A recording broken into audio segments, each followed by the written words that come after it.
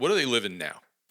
Love it. And, Chuck, I've been in this world for over 15 years, and I've truly been selling automation software all 15 years in the Microsoft Dynamics space. Hmm.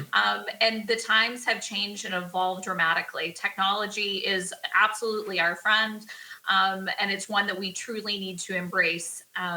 When I first got started here, OCR, optical character recognition, haha, you're laughing, as you should. That literally was only for a mega organization, Sure. right, that had hundreds of thousands of dollars to spend on that solution.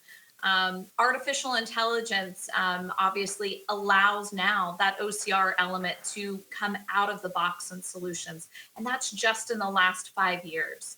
But what's also continuing to happen is you also have the ability to ease to solution and get up and running in hours versus weeks and months of Hmm. project management. So we're leveraging that technology, the ability to extract that data, leverage machine learning based on that integration back to BC to ensure that you are creating efficiencies, streamlining the process for the AP team that's doing very redundant, time consuming, but pretty simple tasks once you actually lay it all down.